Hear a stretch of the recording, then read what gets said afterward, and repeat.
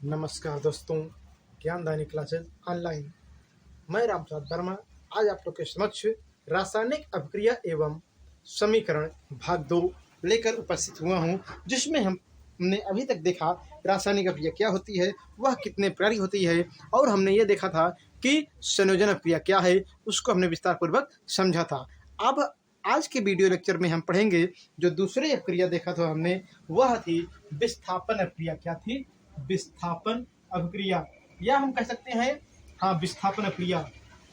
विस्थापन विस्थापन अभिक्रिया इसे हम डिस्प्लेसमेंट रिएक्शन भी कहते हैं। ध्यान देना, इसे हम डिस्प्लेसमेंट रिएक्शन भी कहते हैं। अब प्रश्न आता है कि विस्थापन अभिक्रिया क्या होती है, तो आप कहोगे वह अभिक्रिया जिसमें किसी यौगिक के अणु किसी एक परमाणु द्वारा विस्थापित हो जाते हैं। तो विस्थापन अभिक्रिया वह अभिक्रिया होती है जिसमें किसी यौगिक का एक अणु किसी परमाणु द्वारा विस्थापित हो जाता है। इस प्रकार की अभिक्रिया को हम विस्थापन अभिक्रिया के नाम से जानते हैं। आइए पहले हम इसे उदाहरण के द्वारा समझते हैं। जैसे यहाँ पर ए है और यहाँ पर क्या है, यहाँ पे मान लेते हैं ए है और यहाँ पर है बी, ये दोनों है। अथवा ऐसे आप ले लीजिए, इसे ए और बी ये दोनों कैसे हैं, साथ में है। ये दोनों कैसे हैं, यहाँ पर साथ में है। और दूसरा है सी। जब क्रिया होगी तो क्या करेगा, ये सी परमाणु क्या करेगा, बी को यहाँ से हटा देगा और इसकी जगह पर ये खुदा करके जुड़ जाएगा। फिर से सुनिएगा, यहाँ पर विस्थापन अभिक्रिया को हम समझा रहे हैं। कहोगे यहाँ पर एक पदार्थ ए बी है और दूसरा पदार्थ सी है। जब यहाँ पर पदार्थ ए बी से क्रिया किया सी ने, तो सी ने क्या किया, यहाँ पर सी ने बी को हटा दिया, मतलब बाहर निकाल दिया।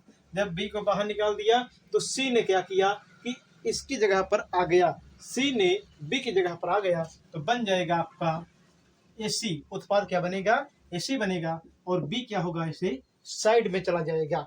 तो आपने क्या देखा, आप कहोगे कि विस्थापन अभिक्रिया वह अभिक्रिया होती है, विस्थापन अभिक्रिया वह अभिक्रिया होती है जिसमें किसी यौगिक के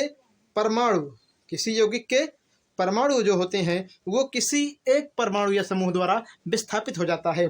इस अभिक्रिया में ए और बी क्या है, अभिकारक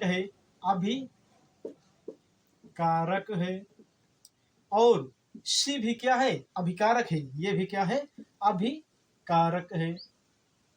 लेकिन ए बी दोनों साथ में थे, क्रिया करने के लिए आया कौन, सी।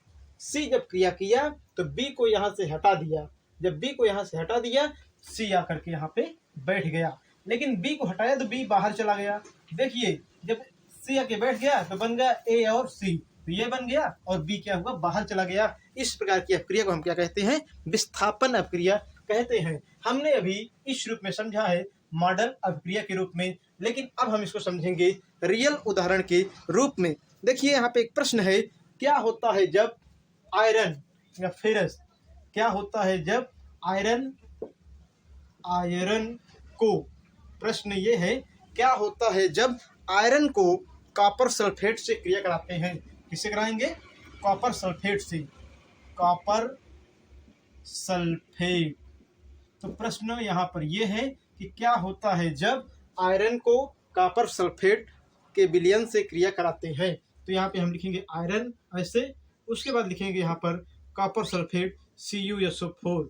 तो यहाँ पे हमने देखा कि Fe क्या है, ये है आपका फेरस मतलब आयरन है, और यहाँ पर CuSO4 मतलब कॉपर सल्फेट है। जब क्रिया होगी तो क्या करेगा कि ये जो आयरन है ना, ये आयरन इसको हटा देगा, विस्थापित कर देगा, इसको बाहर निकाल देगा। तो क्या करेगा, ये आयरन आएगा यहाँ पर और इसको यहाँ से बाहर निकाल देगा।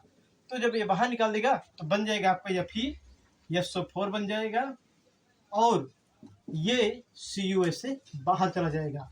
अब देखिए, इसे हम क्या कहते हैं, इसे हम फेरस या आयरन कहते हैं, फेरस कहेंगे। और ये क्या है, कॉपर सल्फेट है। अब ये क्या बन गया, ये बन गया आपका ferrous sulphate. Ferrous sulphate sulphate बन गया और एक कॉपर बाहर चला गया। कॉपर क्या हुआ, बाहर चला गया। तो ये क्या है, ये है विस्थापन अपक्रिया का पहला उदाहरण। क्या है, विस्थापन अपक्रिया का पहला उदाहरण हमने यहाँ पर देखा। आइए देखते हैं और क्या कौन कौन से उदाहरण है इस अपक्रिया के, और कौन कौन से इस अपक्रिया के उदाहरण है उसको भी समझने की हम कोशिश करते हैं। तो देखिए, जो दूसरा उदाहरण इसका है वह है, यहाँ पर प्रश्न ये है कि क्या होता है जब जिंक को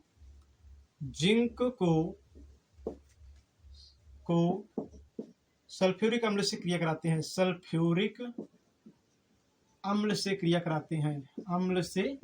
कराते हैं। तो देखिए, जिंक मतलब यहाँ पे लिखेंगे हम Zn, और अब क्रिया किससे होगी, H2SO4 से होगी। तो देखिए, जिंक परमाणु करता क्या है, जिंक परमाणु आता है यहाँ पर और H2 को बाहर निकाल देता है। H2 क्या करता है, बाहर निकाल देता है। तो बन जाता है आपका यहाँ पर ZnSO4, और हाइड्रोजन गैस यहाँ से निर्मुक्त हो जाती है या निकल जाती है। फिर से देखिएगा, आप कहोगे कि जब हम जिंक को सल्फ्यूरिक अम्ल से क्रिया कराते हैं तो होता यहाँ पर यह बात है कि ये हाइड्रोजन बाहर चला जाता है और हाइड्रोजन के स्थान पर जिंक परमाणु आ जाता है। हमने यहाँ पर देखा बन क्या गया, जिंक सल्फेट और हाइड्रोजन गैस बाहर चली गई। इस उदाहरण को भी हमने देखा। आइए एक उदाहरण हम और देखते हैं कि मैग्नीशियम को, अगला उदाहरण जो है आपका मैग्नीशियम को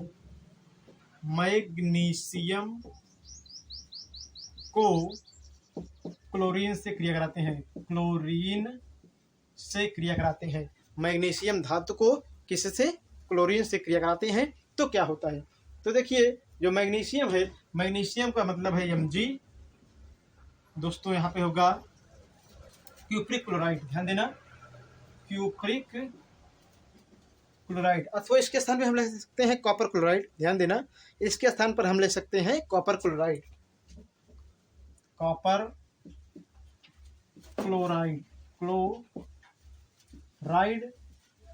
या क्यूप्रिक क्लोराइड,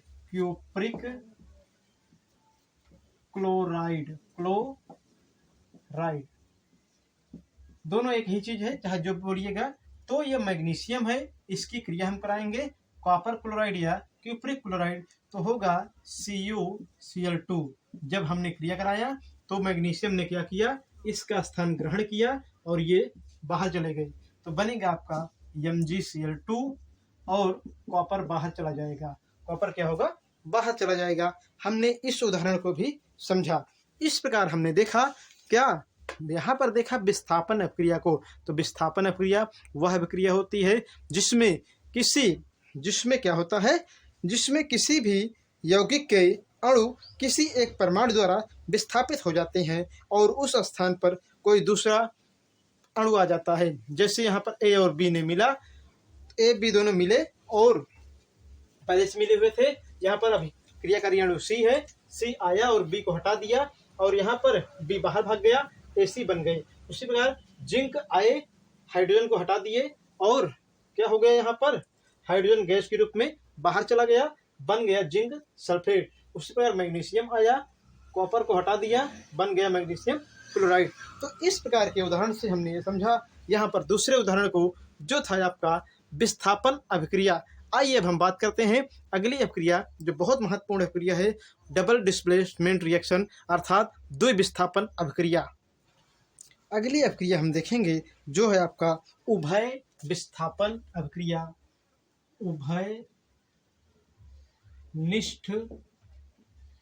उभयनिष्ठ विस्थापन, अथवा इसे हम एक नया नाम देते हैं द्विविस्थापन या द्विविस्थापन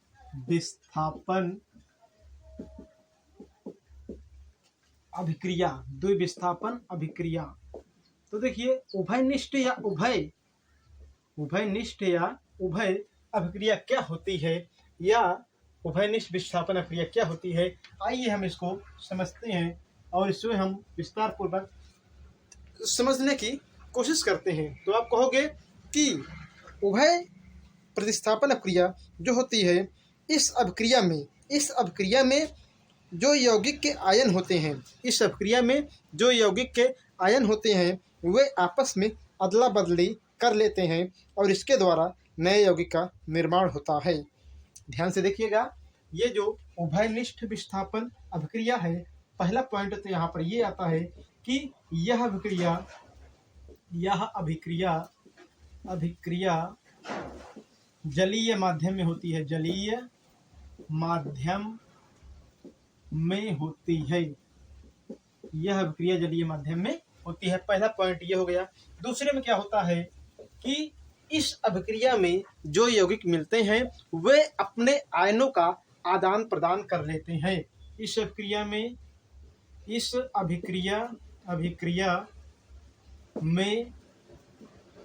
यौगिक आयनों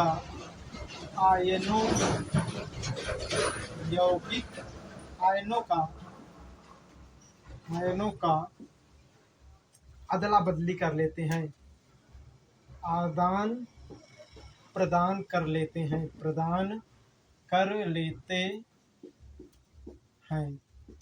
तो आप कहोगे कि द्विविस्थापन अभिक्रिया एक विशिष्ट प्रकार की अभिक्रिया होती है। यह अभिक्रिया जलीय माध्यम में संपन्न होती है और इस अभिक्रिया में यौगिक के आयन या जो यौगिक होता है वो आयनों में टूटता है और उसके आयन आपस में क्या करते हैं, आदान प्रदान कर लेते हैं, मतलब बदल दिए जाते हैं और इसके द्वारा जो उत्पाद बनता है वह उभयनिष्ठ क्रिया का उत्पाद होता है। तो हमने यहाँ पर इस चीज़ को समझा। आइए हम इसको उदाहरण सहित समझते हैं तो आपको आसानी से समझ में आएगा।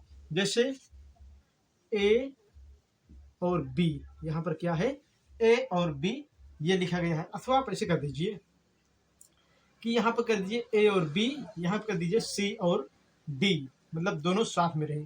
तो मतलब इतना यहाँ पे हो गया। और ये अब देखिए जो आपका बनेगा वो बनेगा क्या, यहाँ पर ए और बी साथ में है, ये यहाँ पे सी और डी साथ में है। तो बनेगा आपका क्या कि मतलब इसको आप इससे जोड़ दीजिए, इसको आप इससे जोड़ दीजिए, तो बनेगा आपका ए और सी, फिर बनेगा आपका बी और डी। तो यहाँ पे हमने इस प्रकार समझा इस अभिक्रिया को। लेकिन आपको इस प्रकार केवल मॉडल अभिक्रिया समझ में आई होगी, लेकिन रियल में जो रिएक्शन है वह समझ में नहीं आया होगा। फिर से देखिएगा, यहाँ पर अभिकारक ए और बी जो पहला है, दूसरा अभिकारक सी और डी है।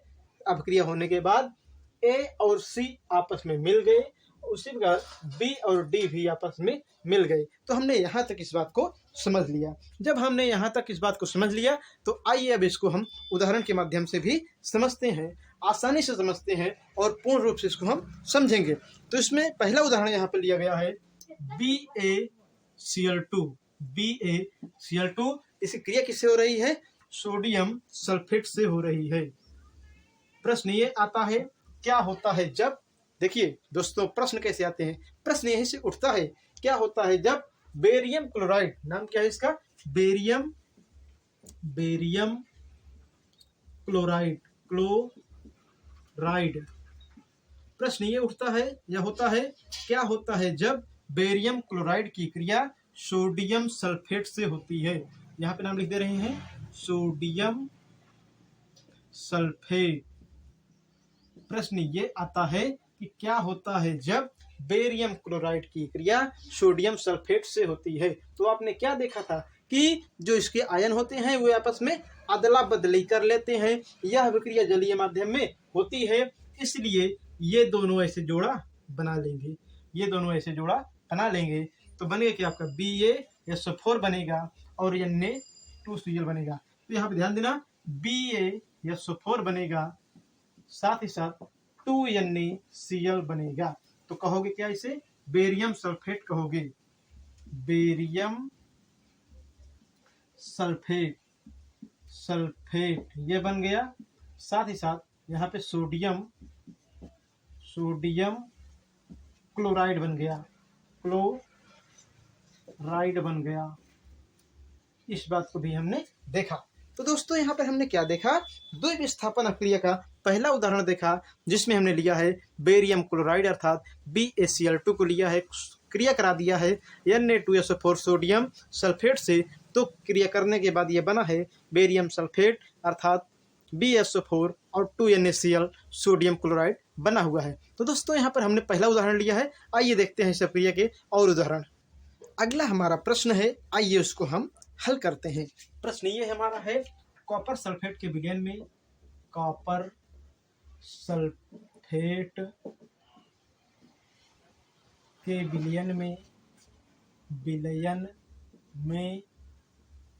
NaOH को मिलाते हैं।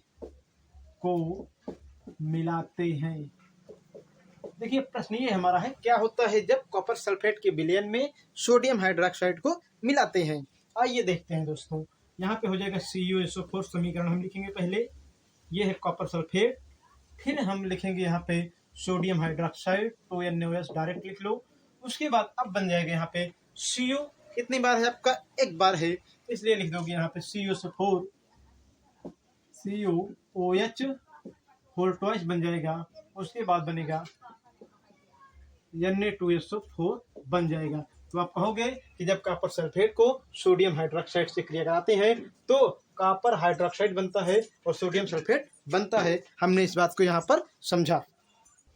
तो हमने इस सब क्रिया में देखा कि कॉपर सल्फेट को सोडियम हाइड्रोक्साइड से क्रिया कराते हैं तो बनता है कॉपर हाइड्रोक्साइड और सोडियम सल्फेट बाहर चला जाता है। तो दोस्तों यहाँ पे हमारा पहला प्रश्न कंप्लीट होता है। आइए हम बात करते हैं दूसरे महत्वपूर्ण प्रश्न की। तो दूसरा हमारा यहाँ पर जो महत्वपूर्ण प्रश्न है वह आप लोग के सामने है। और देखिए दूसरा हमारा महत्वपूर्ण प्रश्न है आपके लिए कि फेरिक क्लोराइड को, किसको, फेरिक क्लोराइड को अमोनियम हाइड्रोक्साइड से क्रिया कराते हैं। ध्यान देना, फेरिक, प्रश्न यह है, फेरिक क्लोराइड को अमोनियम हाइड्रोक्साइड से क्रिया कराते हैं, हाइड्रोक्साइड से क्रिया कराते हैं। प्रश्न हमारा यहाँ पर यह है, क्या होता है जब फेरिक क्लोराइड को अमोनियम हाइड्रोक्साइड से क्रिया कराते हैं। तो पहले हम फेरिक क्लोराइड का सूत्र लिख लेंगे, FeCl3। ये क्या है आपका, फेरिक क्लोराइड का सूत्र है। और अमोनियम हाइड्रोक्साइड मतलब 3 बार अमोनिया यहाँ पे लेना है। आप इसको याद कर लीजिएगा, आसानी पड़ेगी आपको समझने में। और अमोनियम क्लोराइड का सूत्र होता है NH4Cl। आपने क्रिया करा दिया, Cl कितनी बार है यहाँ पे, देखिए Cl यहाँ पे 3 बार है। तो Fe की वैलेंसी यहाँ पे 3 है, देख लीजिएगा। यहाँ पे क्या है, सॉरी दोस्तों, यहाँ पे होगा हाइड्रोक्साइड है इसलिए OH होगा। तो यहाँ पर OH हमने लिख दिया। अब देखिए यहाँ पर क्या है, Cl 3 बार है, अर्थात Fe की वैलेंसी कितनी हो गई, 3 हो गई। ये बना लेगा आपका FeOH होल थ्राइस, ये बन गए। उसके बाद अब बचा क्या है यहाँ पे, NH कई बार बचा है, NH4 बचा है और 3 Cl बचा है, बनेगा NH4Cl। NH4Cl कितनी बार है, 3 बार है, इसलिए लिख देंगे हम 3NH4Cl, ये बन गई। फिर से सुनिएगा एक बार, यहाँ पर है क्या, FeCl3 NH4OH। तो हुआ क्या यहाँ पर, जैसे इसमें क्या हुआ, यहाँ पर हुआ कि 2 बार Na है तो Na2SO4 बाहर चला गया, बचा Cu और OH 2 बार, तो आपने इसको लिख दिया। उसी प्रकार यहाँ पर NH4 और Cl3 ये दोनों आपस में मिल गए। अब बचा क्या है, Fe को आपने लिख दिया। OH कई बार है यहाँ पे, देखिए 3 बार है, 3 बार लगा दिया है। NH3 कई बार है, 3 बार है, 3 बार यहाँ लिख दिया गया। Cl 3 बार, 3 बार आपने वहाँ पे लिख दिया। परिभाषा दोगे कि जब हम फेरिक क्लोराइड को अमोनियम हाइड्रोक्साइड से क्रिया कराते हैं तो ये बनता है फेरिक हाइड्रोक्साइड और अमोनियम क्लोराइड बाहर चला जाता है और रिएक्शन जो हो रही है वह अमोनियम हाइड्रोक्साइड से हो रही है। आइए हम देखते हैं अगले प्रश्न को, सिल्वर नाइट्रेट को सोडियम क्लोराइड से क्रिया कराते हैं। सिल्वर नाइट्रेट, ध्यान देना दोस्तों, ये है आपका रॉक। सिल्वर नाइट्रेट को सोडियम क्लोराइड से क्रिया कराते हैं, सोडियम क्लोराइड से क्रिया कराते हैं। तो देखिए AgNO3 यहाँ पे लिख दोगे, AgNO3 हो गया। उसके बाद क्या है, NaCl है। तो देखिए दोस्तों, ये इतने आपस में मिल जाएंगे। मिलने के बाद बना क्या लेंगे, यहाँ पर यहाँ पे बनाएगा NaNO3, सोडियम नाइट्रेट को बना लेगा। नाम क्या है, सोडियम नाइट्रेट है। उसके बाद Ag है और यहाँ पे Cl है, बन जाएगा सिल्वर क्लोराइड बन जाएगा। तो सुनिए दोस्तों, यहाँ पर Na और NO3 ने साथ बाहर चले गए, बचा आपका HCl। प्रश्न हमारा यहाँ पर था, क्या होता है जब एल्युमिनियम नाइट्रेट सिल्वर नाइट्रेट को किससे क्रिया कराते हैं? सोडियम क्लोराइड से कराते हैं। तो दोस्तों, जब सोडियम क्लोराइड से क्रिया कराएंगे तो ये बनेगा आपका सोडियम नाइट्रेट और सिल्वर क्लोराइड बनेगा। इस बात को हमने समझा। आइए हम बात करते हैं चौथी अपक्रिया जो है आपकी। तो दोस्तों, जो अगली अपक्रिया है वह है वियोजन अपक्रिया। अपक्रिया का चौथा प्रकार है वियोजन। ध्यान देना, वियोजन अभिक्रिया।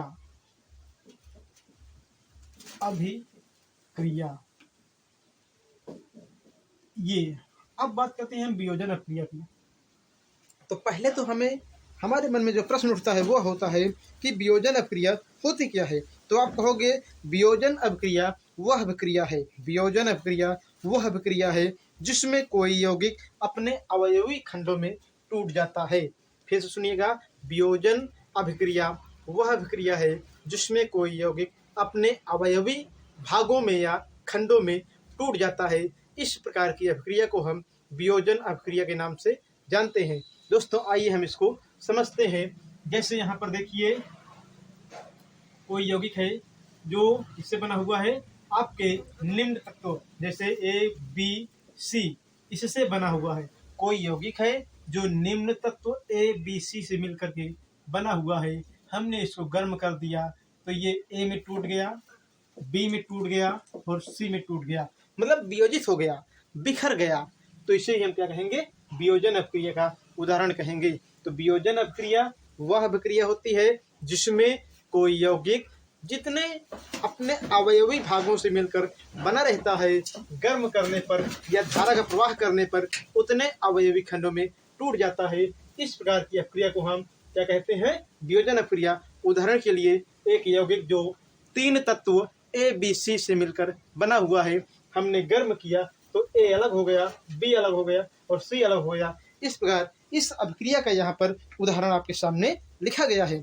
लेकिन दोस्तों, इसे हमने एक मॉडल अपक्रिया के रूप में समझा है। इसका अगर हम उदाहरण देखेंगे तो आइए हम इसके उदाहरण की बात करते हैं। जैसे यहाँ पर पोटेशियम क्लोराइड को गर्म करते हैं। प्रश्न ये आता है कि क्या होता है जब पोटेशियम क्लोरेट को गर्म करते हैं। पोटेशियम क्लोरेट को गर्म करते हैं। क्या होता है जब पोटेशियम क्लोरेट को गर्म करते हैं? तो देखिए, पोटेशियम क्लोरेट का सूत्र क्या है? 2KClO3। ये क्या है? पोटेशियम क्लोरेट का सूत्र है। गर्म करोगे तो यह अपने अवयवी भागों में टूट जाएगा। जैसे यहाँ पे टूटेगा 2KCl + 3O2, इसमें टूट गया। तो आपने क्या देखा कि आपने देखा यहाँ पर वियोजन अपक्रिया। और वियोजन अपक्रिया में पोटेशियम क्लोरेट को आपने लिया, पोटेशियम क्लोरेट को आपने लिया और इसे गर्म कर दिया। जब गर्म कर दिया तो क्या बन गया? आपका पोटेशियम क्लोराइड अलग हो गया, ऑक्सीजन गैस अलग हो गई। इस बात को आपने समझा। आइए हम देखते हैं इस अपक्रिया के और क्या क्या उदाहरण हैं। उसी प्रकार दोस्तों, अगर प्रश्न आता है, यहाँ पर एक प्रश्न और आ सकता है कि क्या होता है जब पानी को गर्म करते हैं। पानी को गर्म करते हैं। तो दोस्तों, ये साधारण सी बात है, करते हैं कि यदि पानी को गर्म करोगे तो वह गैस के रूप में उड़ जाएगा। जब हम पानी को गर्म करेंगे तो पानी हमारा गैस के रूप में उड़ जाता है। लेकिन ये नहीं मालूम होता है कि कौन कौन सी गैसें बनती हैं। तो आइए हम देखते हैं। ये हमारे जल का सूत्र है और इसको हमने क्या किया? गर्म कर दिया है। लेकिन ध्यान देना, यहाँ पर विद्युत धारा का प्रवाह करना होगा। किसका? विद्युत धारा का प्रवाह करना होगा। धारा का प्रवाह करना होगा। तो ये ऐसे हाइड्रोजन गैस और ऑक्सीजन गैस में टूट जाएगा। तो आपने क्या देखा कि पानी को हमने लिया, पानी में हमने विद्युत धारा का प्रवाह कर दिया। जब पानी में विद्युत धारा का प्रवाह किया तो पानी हमारा किस में टूट गया? यहाँ पर ऑक्सीजन गैस में और हाइड्रोजन गैस में टूट गया। तो हमने इस प्रकार इसको समझा। अब दोस्तों यहाँ पे समझने की बात आती है कि वियोजन अपक्रिया कितने प्रकार की होती है। तो दोस्तों वियोजन अपक्रिया की 2 प्रकार की होती है, आइए उसको भी हम समझते हैं। अब हम बात करते हैं ऊष्मीय वियोजन अभिक्रिया की। तो ऊष्मीय वियोजन अभिक्रिया वह अभिक्रिया होती है, ऊष्मीय वियोजन अभिक्रिया वह अभिक्रिया होती है जिसमें कोई यौगिक अपने अवयवी भागों में, अपने खंडों में, अर्थात जिससे मिलकर वो बना होता है, वह ऊष्मा के प्रभाव के कारण या ऊष्मा के द्वारा अपने अवयवी खंडों में टूट जाता है। इस प्रकार की अभिक्रिया को हम ऊष्मीय वियोजन अभिक्रिया कहते हैं। फिर से ध्यान से सुनिए, ऊष्मीय वियोजन अभिक्रिया वह अभिक्रिया होती है जिसमें कोई यौगिक अपने अवयवी खंडों में ऊष्मा के प्रभाव के द्वारा टूट जाता है, उसे हम ऊष्मीय वियोजन अभिक्रिया के नाम से जानते हैं। आइए हम इसके उदाहरण को देखते हैं। यहाँ पे है आपका FeSO4। प्रश्न आता है क्या होता है जब FeSO4 को गर्म करते हैं, मतलब फेरस सल्फेट को गर्म करते हैं। तो दोस्तों यहाँ पर जो FeSO4 है 2 अणु लिया गया है और जब इसे हम गर्म करेंगे तो ये पहले टूटेगा Fe2, मतलब इसमें ये टूट जाएगा, Fe2 में टूट जाएगा और उसके बाद ध्यान देना जब ये इसमें टूट जाएगा, अथवा यहाँ पे ऑक्सीजन को देखते हो, यहाँ पे ये इसमें बनेगा, मतलब टूटेगा Fe2O3 में, उसके बाद ये टूटेगा। यहाँ पे SO4 कितनी बार है आपका 2 बार, इसलिए आपका भी SO2 में टूटेगा और यहाँ पे SO3 में टूटेगा। ये रिएक्शन थोड़ा सा कठिन है, इसलिए आप लोग इसे याद कर लीजिएगा और आपको मैं समझा देता हूँ। प्रश्न ये है आपका, ये है आपका फेरस सल्फेट है और इसको आपने गर्म किया तो क्या किसमें टूट गया, फेरिक ऑक्साइड में टूट गया। फेरिक ऑक्साइड, इसका नाम क्या है, फेरिक ऑक्साइड। और ये क्या है, सल्फर डाइऑक्साइड गैस, और ये क्या है, सल्फर ट्राइऑक्साइड गैस। ये क्या है आपका, फेरस सल्फेट।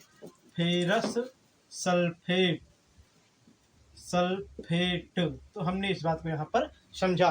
तो कहोगे यदि प्रश्न आ जाए क्या होता है जब फेरस सल्फेट को गर्म करते हैं, तो आप कहेंगे जब फेरस सल्फेट को हम गर्म करते हैं तो यह फेरिक ऑक्साइड में और सल्फर डाइऑक्साइड गैस में और किसमें, सल्फर ट्राइऑक्साइड गैस में टूट जाता है। इस बात को हमने समझा। यहाँ पर एक उदाहरण और देख लीजिए जो ऊष्मा के प्रभाव से होता है।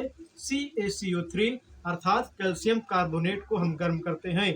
क्या करते हैं, यहाँ पर कैल्शियम कार्बोनेट को गर्म करते हैं। दोस्तों जब हम कैल्शियम कार्बोनेट को गर्म करेंगे तो कैल्शियम ऑक्साइड और CO2 गैस में टूट जाएगा।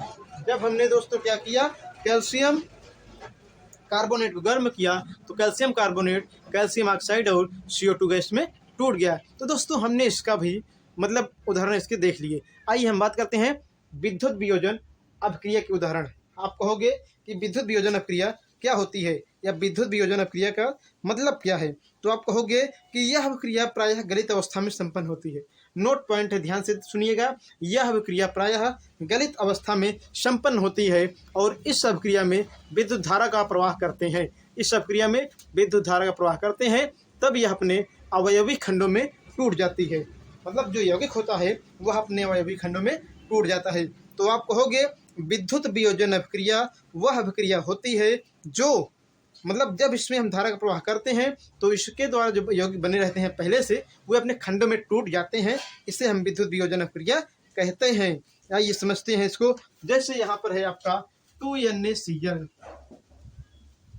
इसमें हमने क्या किया, विद्युत धारा का प्रवाह किया, विद्युत धारा का प्रवाह किया, तो क्या होगा आपका, ये टूट जाएगा आपका Na 2 बार, इसलिए 2Na बन जाएगा और Cl2 में से टूट जाएगा। उसी प्रकार यहाँ पे हमने लिया है यहाँ एल्युमिनियम ऑक्साइड, ये है आपका।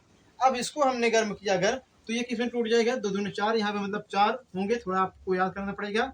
तो यहाँ पे विद्युत धारा की उपस्थित में रिएक्शन होगी, तो यहाँ बनेगा 4 एल्युमिनियम, साथ ही साथ बचा क्या है, ऑक्सीजन यहाँ पे कितनी बार है, 6, मतलब 3O2। तो हमने यहाँ पर इस बात को भी समझा। तो दोस्तों यहाँ पर सोडियम क्लोराइड है, सोडियम क्लोराइड में हमने विद्युत धारा को प्रवाहित किया और सोडियम क्लोराइड यहाँ पर गलित अवस्था में हमने लिया है। जब धारा का प्रवाह किया तो सोडियम में टूट गया और क्लोरीन में टूट गया। उसी प्रकार हमने एल्युमिनियम ऑक्साइड को लिया और इसमें विद्युत धारा का प्रवाह किया। ये आपका जो विलयन मतलब ये जो पदार्थ है गलित अवस्था में या विलयन अवस्था में लिया गया है, जिसके परिणाम स्वरूप एल्युमिनियम अलग हो गया और ऑक्सीजन गैस अलग हो गई। तो दोस्तों हमने यहाँ पर इस प्रकार से देखा कि रासायनिक अपक्रिया एवं समीकरण भाग नंबर 2 को देखा। दोस्तों आज का वीडियो यहीं तक, अगले भाग में हम इसके आगे बात करेंगे।